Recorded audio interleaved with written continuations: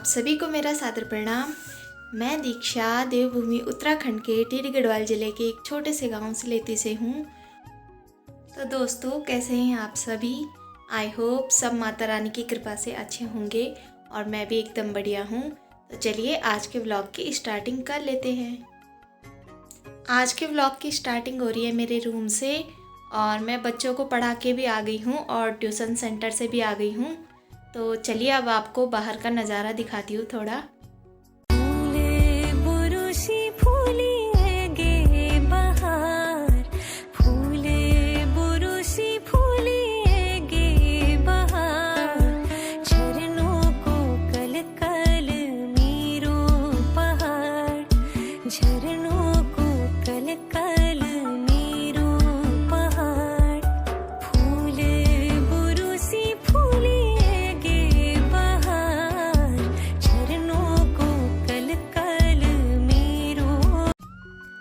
अब जा रही हूँ मैं नीचे और अभी मुझे नाश्ता भी करना है।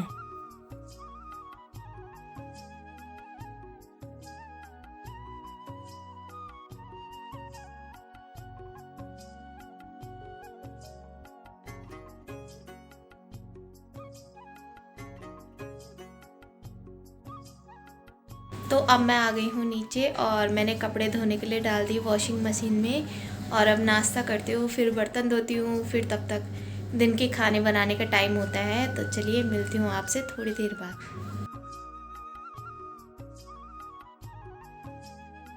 तो अब मैंने नाश्ता कर लिया, फटाफट से बर्तन धोते हैं।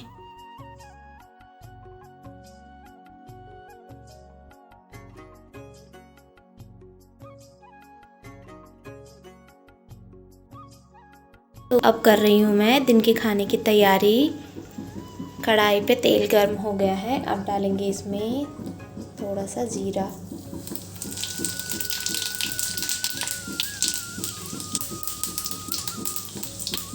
फिर डालेंगे कटी हुई प्याज और इसे थोड़ा ब्राउन होने तक भूनेंगे। और अब डालूंगी मैं बारीक कूटी हुई लहसुन। मार्केट के टमाटर की जगह हम डालेंगे घर के टमाटर। ये बहुत टेस्टी होते हैं, इनको चेरी टमाटोज़ भी बोला जाता है और इससे दाल का स्वाद और बढ़ जाएगा। अब मैंने टमाटर भी डाल दिए हैं और इनको मसालों के साथ अच्छे से पकने देंगे। इसके बाद उबली हुई दाल डाल देंगे और पकने देंगे थोड़ी देर। तो अब मैंने दाल डाल दी है और चावल भी चढ़ा दिए हैं और जब तक ये बनता है तब तक हम कपड़े सुखा के आते हैं। ये रही कपड़ों की बाल्टी और चलो छत में सुखाने।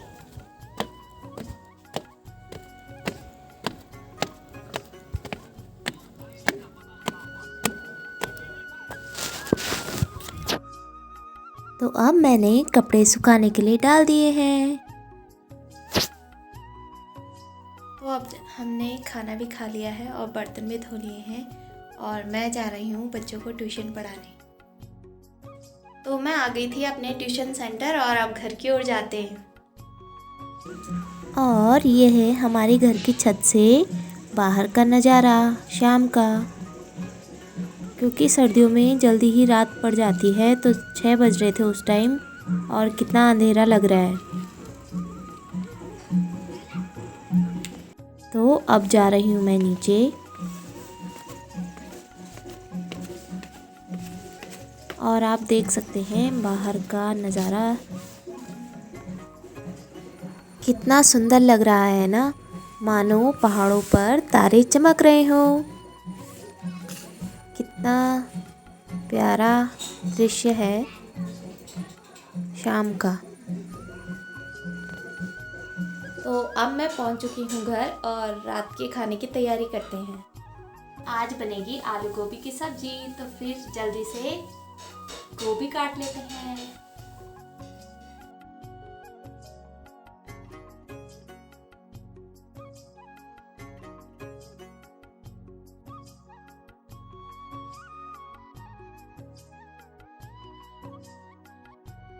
और सब्जी पापा जी ने बना दी थी। तो अब मैं फटाफट से आटा गूंद लेती हूँ।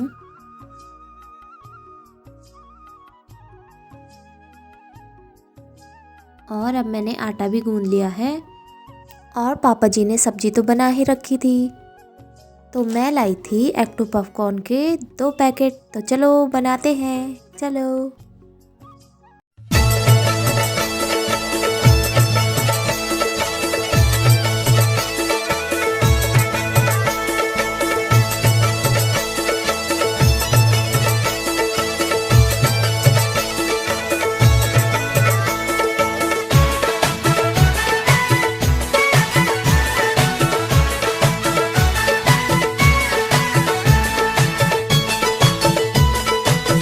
तो पॉपकॉर्न भी अब रेडी हैं, चलो मम्मी पापा को दे के आते हैं। और मम्मी जी कर रहे थे कुछ काम, मम्मी जी आंगनबाड़ी में हैं और पापा जी अभी फ़ोन चला रहे थे और मैंने चुपके से ले ली वीडियो।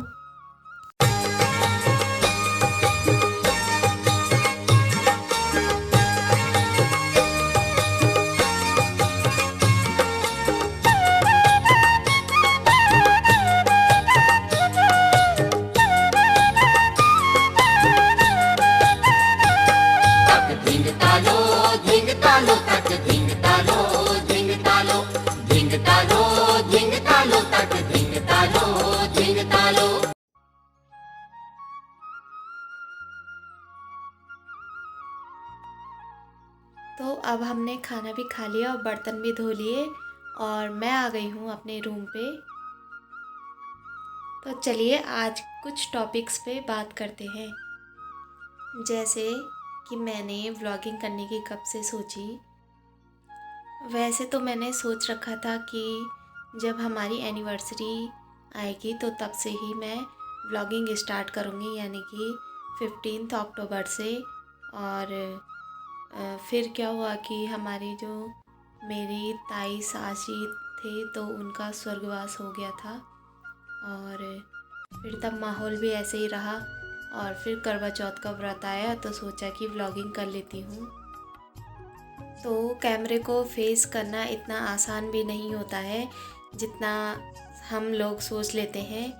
तो काफ़ी हिम्मत जुटा के मैंने छोटी छोटी क्लिप्स बनाई हुई थी वीडियोस की और सोचा था कि डालूँगी यूट्यूब पे। तो बहुत कुछ चीज़ें उसमें मिस हो गई, तो मुझे पक्का पता नहीं था कि मैं डाल पाऊँगी ये वीडियोस या नहीं। तो उसके बाद मैंने काफ़ी सोचा और फाइनली मैंने कुछ क्लिप्स ऐड करके यूट्यूब पे डाल दी थी और आप लोगों का ढेर सारा प्यार मिला उस फर्स्ट व्लॉग को। तो आप सभी का दिल से बहुत बहुत धन्यवाद कि आप लोगों ने इतना प्यार और सपोर्ट दिया है।